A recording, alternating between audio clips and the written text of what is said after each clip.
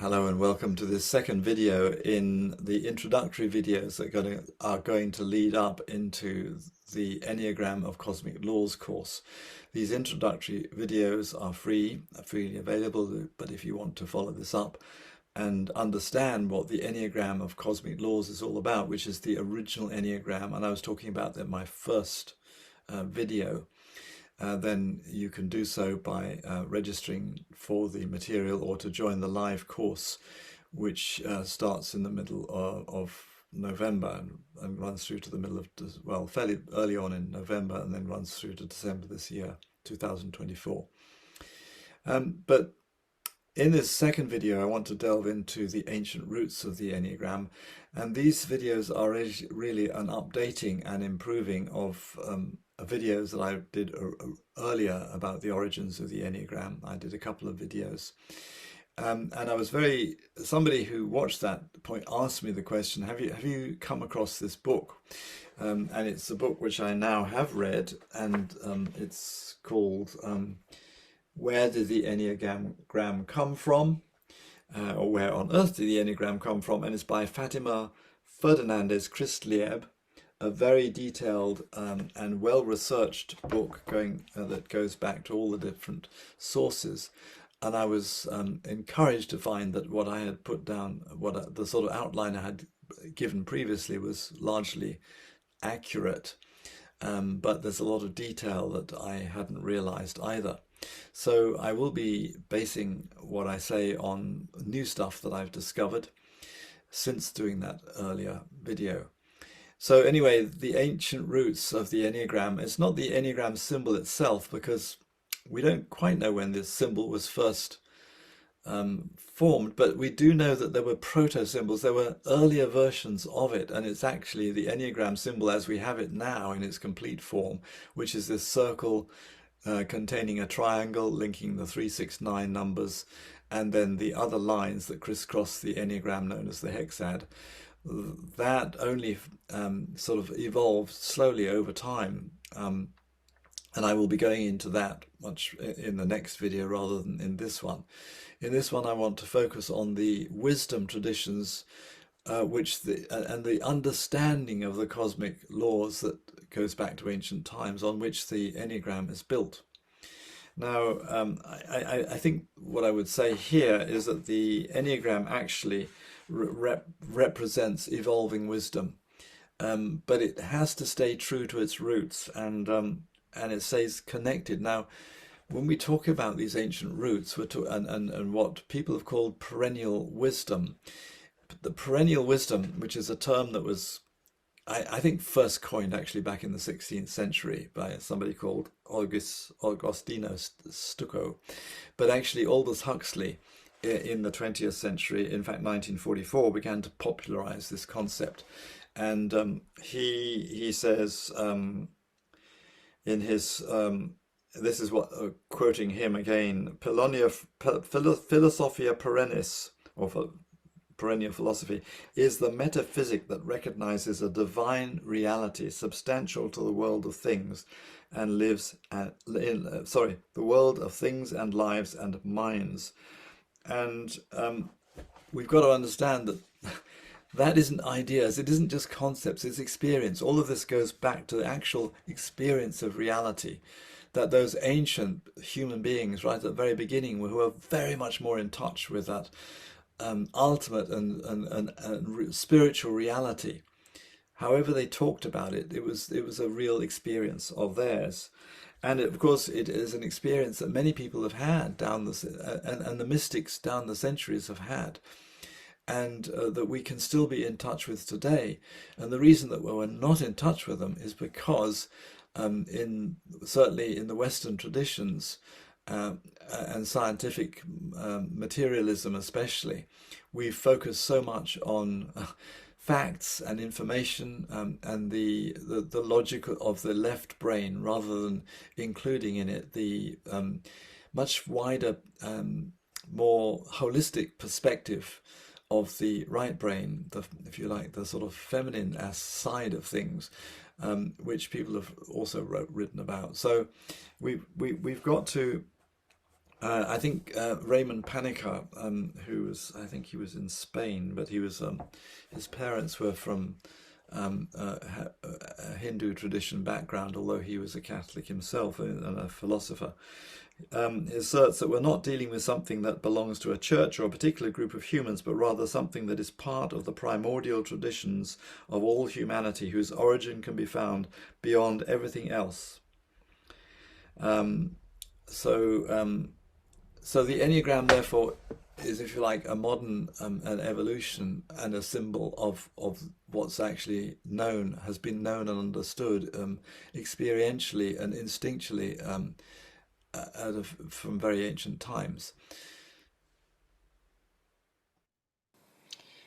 George Ivanovich Gurdjieff began to teach about the Enneagram to a group of his students in St. Petersburg in 1915. He also was teaching in Moscow at the same time, I think. He traveled between the two. He had recently arrived there, having spent many years searching for truth and meaning in the Middle East. He was a bit disillusioned by the Eastern Orthodox faith in which he was brought up. I will be talking more about Gurdjieff much later. He claimed to have discovered some of what he taught in esoteric Christian circles. However, one of Gurdjieff's students, J.G. Bennett, I think it's John Bennett, who after Gurdjieff's death researched his sources, records that he discovered the Enneagram in a Sufi monastery in Afghanistan, from whom he had learned its esoteric meaning and how to work with it. As I say, I'll say more about Gurdjieff later. So Fátima Christlieb suggests that perhaps the best place to start our search for the ancient roots of the Enneagram is in the ancient city of Uruk, a settlement on the eastern banks of the Euphrates, and it's probably from that city that the modern nation of Iraq is named. It was at the height of its civilization during the 3rd millennium BCE. It had a magnificent temple which was a meeting place not only for the people of Uruk but also for people from all over the ancient world who had travelled there to trade. And we have to remember that in those days, in spite of the primitive modes of transport, there was free movement between peoples of different nations and cultures. There were no political boundaries with border checkpoints. So there was an interchange of wisdom going on, of wisdom and knowledge and ideas of these ancient peoples that spread along these trading routes. So there's the evidence even that there was communication between the sages of Uruk and those of China, and particularly the Han, who had migrated west and eventually settled in Turkestan, which is not a nation but a region as shown in this other map here. And the various nations of the region, of course, didn't exist in those days. There's a well-known epic poem dating from around 2500 BCE about Gilgamesh, king of Uruk, entitled He Who Saw the Deep, and it reveals a curiosity to discover the afterworld and overcome death. So referring to that period, Bennett writes, around 4,500 years ago, at the time of this poem, there arose in Mesopotamia a brotherhood of wise men who discovered the cosmic secret of perpetual self-renewal and passed it down from generation to generation. And for a long time it was preserved in Babylon. And then 2,500 years ago, so about 1,000, about sort of 500 years BC, it was revealed to Zoroaster, to Pythagoras, and to other sages who congregated in Babylon at the time of Cambyses, the Persian king, who conquered Egypt in around 524 BCE. And the custodians of this tradition then migrated northwards and about 1,000 years ago reached Bukhara across the river Oxus, and well, it's in present-day Uzbekistan. I think it's pronounced Bukhara today, Bukhara. It's interesting, therefore, to note that according to John Bennett, Gurdjieff travelled extensively in this region, and it was in this region, in the confluence of the borders of Turkmenistan, what today is Turkmenistan, Uzbekistan, Tajikistan, and Afghanistan, that he discovered the Enneagram. Well, from this, Fatima Christlieb posits several important starting points. First, in these ancient times, there was a search for permanent self-renovation, which is actually a central element of the Enneagram. And second, the appearance of a brotherhood of sages, precisely in the birthplace of the Babylonian culture, expanded northwards towards the area of Bukhara, and also Nishapa. I think that's a region on the border of Iran today. And third, the oral transmission of the Enneagram from one generation to the other until the 20th century. And fourth, the existence of an information exchange between Chaldean, Persians, Egyptians and Greeks, which will also include the Arabs and Christians later. And fifthly, there was an emigration and expansion of knowledge from Babylon towards the region where Gurdjieff says he received his knowledge. And of course, if you've read any of Gurdjieff's books, particularly Meetings with Remarkable Men, which is supposedly a record of his travels in many of them in what we'd call Turkestan region. But actually it's more of a, how can I say, a mythological account, because he's quite careful to keep actual locations of places secret, but never mind. And then, of course, this very strange science fiction book, very thick tome called Beelzebub's Tales to His Grandson, in which there are many coded references to the Enneagram.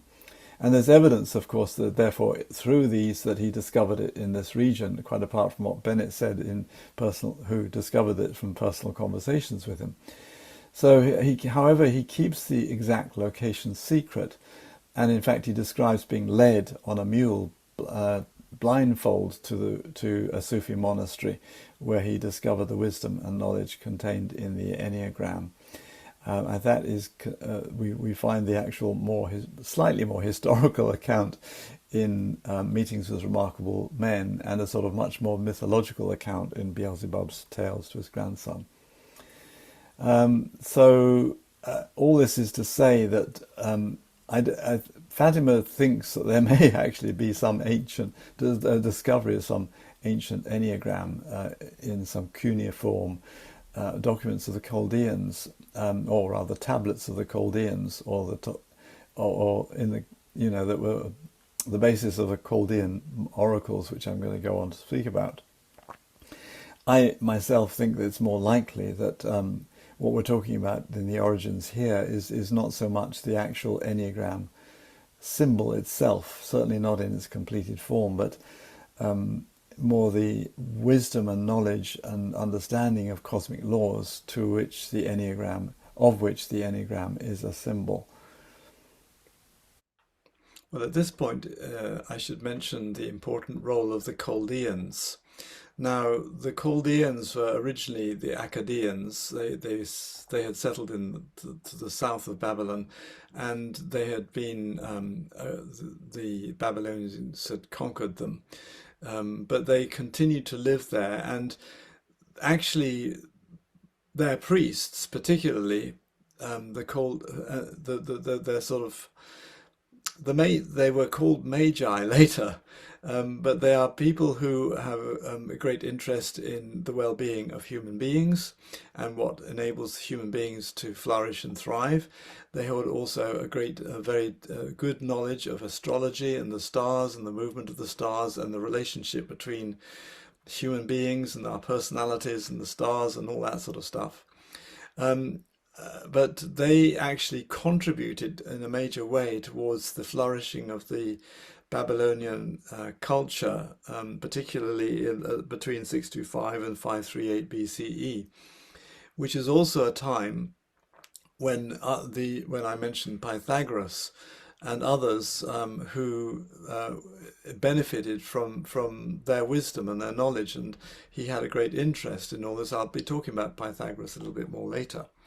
But anyway, they obviously were sharing their knowledge and the wisdom, ancient wisdom with all sorts of other peoples as well. So that's how I think the story then links up with Pythagoras, a very important person when it comes to the Enneagram story. The Chaldean oracles, although they're actually just fragments, we don't have the original whole piece that probably goes back to about the 2nd century CE.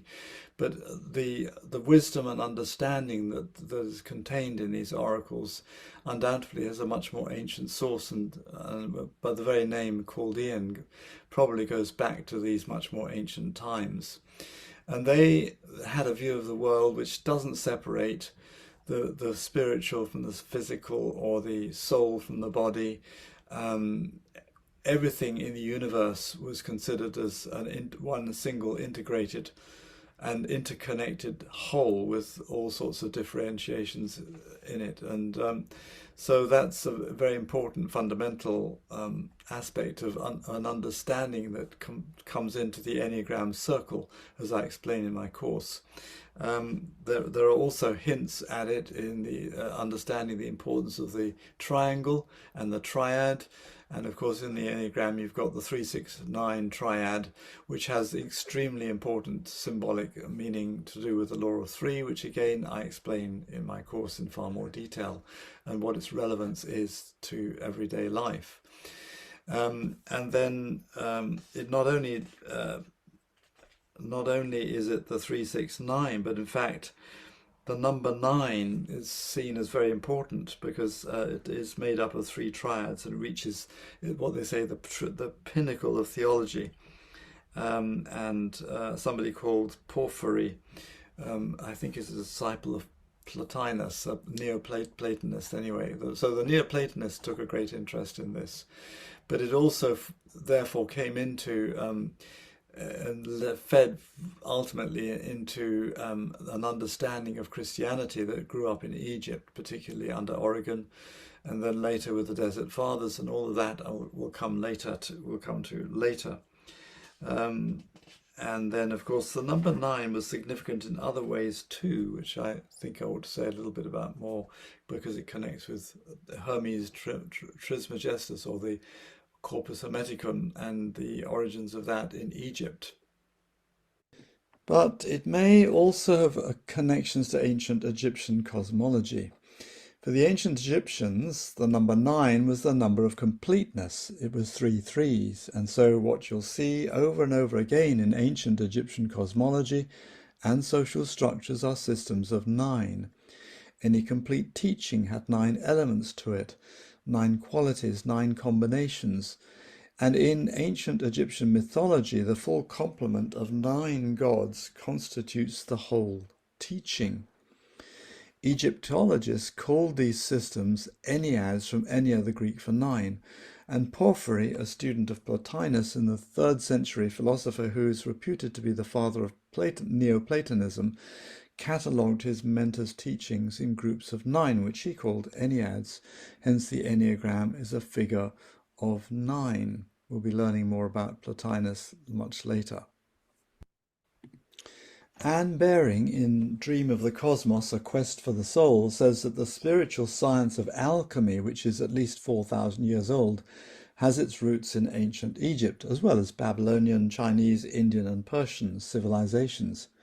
Now, alchemy is about how we human beings can transform the earthly elements of our physical life into the more subtle substances of our divine essence. And that process of transformation takes place through understanding the fundamental laws symbolized in the Enneagram and applying them to daily life, so that we can become a true embodiment of the divine, which is what we're meant to be. So she, as Anne Baring says, the ancient Egyptians discovered how to make an alloy of 2 basic elements of silver and gold, and to cover the great obelisks that stood gleaming in the courtyards of their temples. But certain Egyptians knew how to apply this science to the soul, and to take the basic elements of the solar gold of the masculine principle and the lunar silver of the feminine to make humans whole. Furthermore, Betty Kovacs, author of Merchants of Light, The Consciousness That Is Changing the World, also refers to the importance of ancient Egyptian sacred science in the introduction and overview of her book, and she refers to the work of mathematician, musician, artist and Egyptologist Schroller Lubitsch, and to John Anthony West's book about him called Serpent in the Sky, The High Wisdom of Ancient Egypt. The highly developed spiritual science of ancient Egypt, she says, focused on the development of the individual. The ancient Egyptians integrated their knowledge of harmonic laws, that is, complex vibrationary systems, into their architecture, art, music, paintings, rituals, and incenses, all of which had an evolutionary effect on human beings. And this is precisely what the Enneagram also is aimed at helping us to do. So de Lubitsch's work offers mathematical, linguistic, mythic, and symbolical evidence of a highly developed and sophisticated civilization. And so their spiritual science was based on a detailed understanding of the unitive relationship between the heavens and the earth, the spiritual and the physical, the intuitive and the logical mind. So since the Enneagram is based on the mathematics of music, we must now turn to see how ancient numerology feeds into the wisdom of the Enneagram. So numerology is the study of the mystical relationship between numbers and the character or action of physical objects and living things. The ancient civilizations of Egypt, Mesopotamia, China and India, along with many other shamanic cultures, believed that numbers were more than just mathematical symbols. They also had inherent mystical qualities, and so the study of mathematic principles was intertwined with religious, philosophical and metaphysical beliefs. Ancient Egyptians believed that by understanding the hidden meanings of numbers they could gain insight into the nature of the universe and their place within it. The Chaldeans assigned specific meanings to numbers, and they believed that the alignment of celestial bodies and numerical patterns could reveal secrets about the individual and the world at large, and this understanding, of course, fed into the Assyrian Babylonian cultures. In China, numerology also played a crucial role in traditional Chinese medicine, astrology and feng shui, for example. And in India, the study of numbers known as Jyotish formed an integral part of Vedic astrology, providing insights into an individual's personality, life path, and potential outcomes. Now, the Enneagram is a much more recent symbolic representation of numerology, which is, as I've said, a particular way of understanding the relationship between numbers and realities of the universe and our own particular, the manifestation of that universe in ourselves. And in particular, it relates to the significance of digital roots.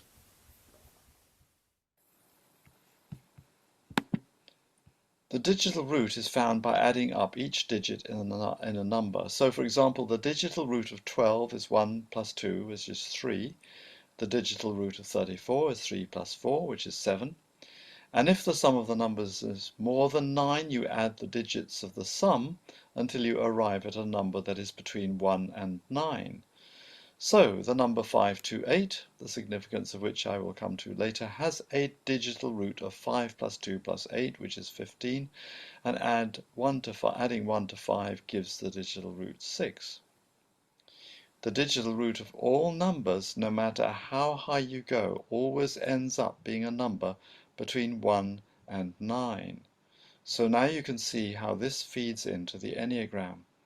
And the ancient Hindus thought this patterning was fascinating. Now, these ideas were picked up and developed mathematically by Pythagoras of Samos, some 500 years before the Christian era. He was an astrologer, musician, mathematician, numerologist, and mystic, and I believe he, or probably the Pythagoreans, his followers, are represented by the Magi in the Gospel of Matthew's account of the birth of Jesus. Now, Pythagoras and his followers believe that the universe and its contents, including music, are structured by beautiful mathematics and equations, and the fact that they are at all structured by the extraordinary abstract and idealistic language of numbers is evidence, they believed, for the intelligent origins of the universe. And in this school of thinking, a crucial role is played by numbers 1 to 9, with the number 10 characterizing the cosmos as a whole. So Pythagoreans also believed that numbers could be used to elicit mystical truths, including the cosmological laws that I've been mentioning in the symbol of the Enneagram, and as a basis for contemplation, because the numbers are an archetypical kind of language that links us to the divine mind. You just have to know how to read them. So I'll be returning to the mystical meanings of the digital roots and how they relate to the Enneagram later, when I talk about the significance of the Fibonacci sequence. So already you can see that there are probably many streams feeding into the Enneagram. There was from ancient India, ancient Mesopotamia via the Chaldeans through to Pythagoras, and also ancient Egypt that we've been talking about. And Sufism, as you all know, is the mystical stream of Islam, and since Gurdjieff learned about the Enneagram from the Sufi group, it might be important to note here that some trace the pre-Islamic roots of Sufism back through the early Christian mystics of Syria and Egypt, and then to the Essenes and to ancient Pythagorean orders, as well as the mystery schools of the Egyptians and the Zoroastrians.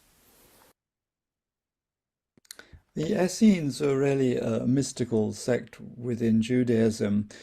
What had happened is that back in 621 BCE, Josiah, in the reign of King Josiah, they had the Deuteronomic school of priests gained ascendancy, and they destroyed all of the feminine aspects of the divine in their symbology, in their ritual, and they destroyed the high places, because in First Temple Judaism, the kind of Judaism that existed before that Reformation was really one in which the divine was seen as a relationship between the God Most High and El Shaddai, the God with breasts, the source of nurturance, also known as Asherah, the female, and Yahweh, God in masculine human form, often appearing as a messenger and therefore called the angel of Yahweh or angel of the Lord in the biblical scriptures we have today. And so instead, the Deuteronomists created a much more monotheistic religion, a very much more exclusive religion, and a very much more sort of ethnocentric type of Judaism, which survived right away through until the time of Christ and beyond. But anyway, Margaret Barkle's Temple Theology is where you'll find something about that. Now, Margaret Barker, a theologian and biblical scholar who's examined the apocryphal texts and documents of the Essene community, depicted here, the Qumran community, the ruins of it near the Dead Sea, and these obviously are known as the Dead Sea Scrolls. They were found in 1946 and 47, and also, I think, more in 1956. She believes that Jesus himself grew up in an Essene community to which his parents and Joseph, as well as Mary Magdalene, his beloved companion, belonged. To get a far fuller understanding of Jesus, it is really worth reading the Gnostic Gospels. These were found in Nag Hammadi in Egypt, again about 1945, I think 1947 actually. But they were hidden away because the theology and the understanding of Jesus and indeed of the whole of understanding of reality was frowned upon by what was becoming the Orthodox Christian Church and the institutional church. However, the Gnostic Gospels are not, I mean, there's a Gnosticism, and the Gnostic Gospels are very different from some of the more way-out Gnostic material that appears much later. This is very early, the Gospel of Thomas being about the same time as the Gospel of John, probably. And when I say the Gnostic Jesus, these Gospels present Jesus as a teacher of gnosis, and gnosis is inner wisdom. It's experiential knowledge rather than just theoretical knowledge. and he gives a lot of very practical ways in which we need to work with ourselves in order to become who we are really destined to be as human beings. And of course, Jesus himself was a full embodiment of what it meant to be human. So you can find out some more about that reading Margaret Barker's book. Here's a book of hers, The Revelation of Jesus Christ. There's another book, The Way of the Mystics, the Early Christian Mystics and the Rise of Sufis, by another Margaret, but this is Margaret Smith, not the same. Now Alexander the Great conquered Egypt and founded the city of Alexandria. The Greeks recognized there was a gold mine of knowledge concerning the nature of humanity and the nature of the universe in the cultures of the peoples they had conquered. So they did their best to preserve some of that. His successors, Alexander the Great's successors, Ptolemy the First and Second, developed the great library that he had founded there. And it was there in Alexandria that Christianity started to take root in Egypt. Almost all of the first theologians that established the metaphysical framework of the Christian faith were trained in Alexandria. Among them, Origen, Bishop of Alexandria, around about 185 to 253 Christian era, was one of them. So both he and Plotinus, the philosopher who is associated with a revival of and an updating of Plato's philosophy, Neoplatonism that is, were trained by a little-known teacher in the University of Alexandria called Ammonius Saccas. And I'll say something about how Plotinus influenced the development of the modern Enneagram later. Now Origen, influenced by what he came across in his library, began to apply numerology to sacred writings as a way of interpreting their inner meaning.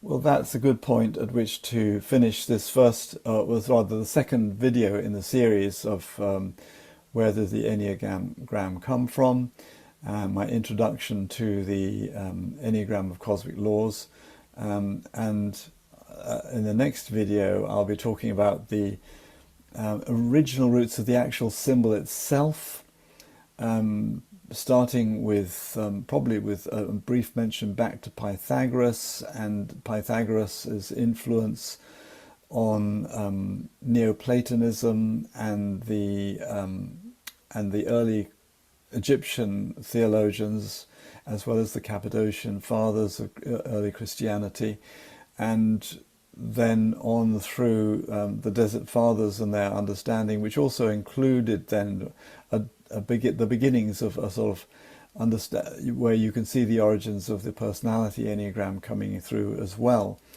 And then the evolution of the actual diagram, the symbol in its different forms through the Middle Ages, and we see influences that go right into places like Chartres Cathedral. So enough said. I'll look forward to you joining me for the next video.